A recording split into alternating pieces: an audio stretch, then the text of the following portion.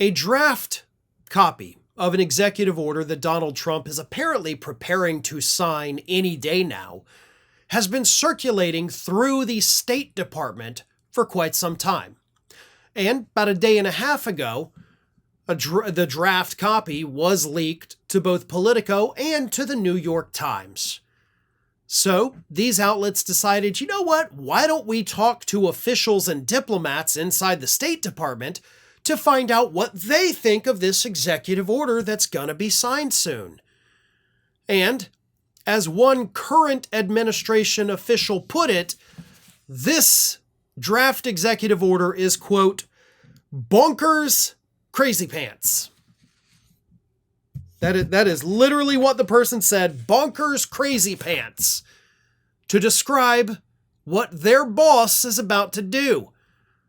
The official added, quote, there's a lot that could be reformed, but you could give infinite monkeys infinite typewriters, and they would come up with something better than that.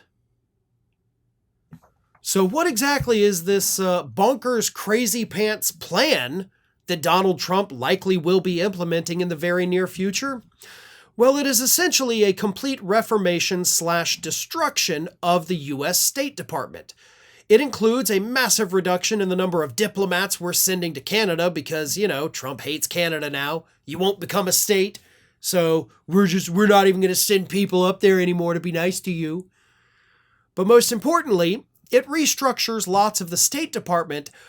And instead of Secretary of State Marco Rubio being in charge of these things, now Donald Trump's going to be in charge. They're moving it to the White House, at least on paper. So now Trump gets to call the shots at another government department. But that's just the tip of the iceberg. Let me read you some of this.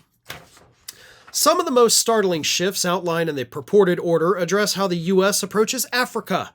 Under changes proposed within it, much of the State Department's work on the region would be farmed out to the White House, and all non-essential embassies and consulates in sub-Saharan Africa would be closed by October 1st, 2025. A special envoy for African affairs reporting directly to the National Security Council would replace the African Affairs Bureau. In other words, we're basically just cutting off all diplomatic ties with sub-Saharan Africa. Shutting it all down, pulling all our people out, to hell with you, whatever, right?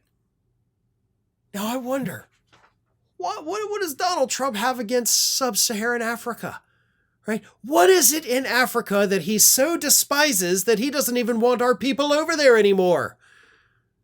I think we all know the answer to that. I don't even need to say it. But yeah, that makes sense for a guy like Donald Trump, who has made xenophobia and racism the tenets of his first administration and his presidential campaigns. That is what this is about. There is no reason for this. There is no budgetary reason to just abolish our consulates and embassies below the Sahara. This is not going to save us billions and billions of dollars. This is not going to help anything. It's going to, in fact, make things worse. Because here's the thing. We also know, obviously, one of the first things Trump did coming into office was he destroyed USAID. Right? USAID, gone. No more money. And a lot of that money was going to sub-Saharan Africa. And that money was put to good use.